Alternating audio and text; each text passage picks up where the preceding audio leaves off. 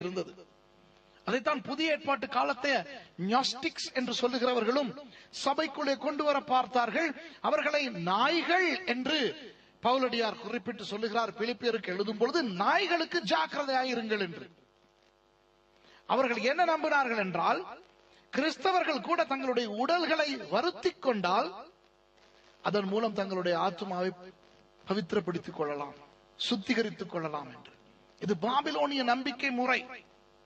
நம்முடைய உபவாசம் வேறு, பிற மதங்களின் விரத முறைகள் வேறு.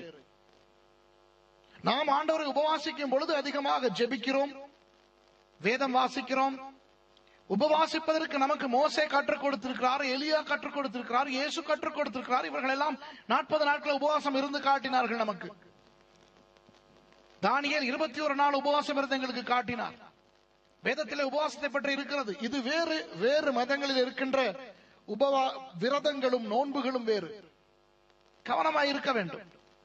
நமக்கென ஒரு முறையை ஆண்டவர் வேதத்திலே கொடுத்திருக்கிறார். வேதத்தின் படி இல்லாத எந்த ஒரு நமஸ்கார முறையும் பாபிலோன் நமஸ்கார முறையோடு சம்பந்தப்பட்டிருக்க வேண்டிய ஒரு நமஸ்கார முறை என்பதை கருத்திலே கொண்டு இந்த மத பாபிலோன் கிறிஸ்தவர்களுடைய வீடுகளுக்குள்ளோ, சபைகளுக்குள்ளோ, கிறிஸ்தவ நிறுவனங்களுக்குள்ளோ வராதபடி காத்துக்கொள்ள வேண்டியது நம்முடைய கடமை.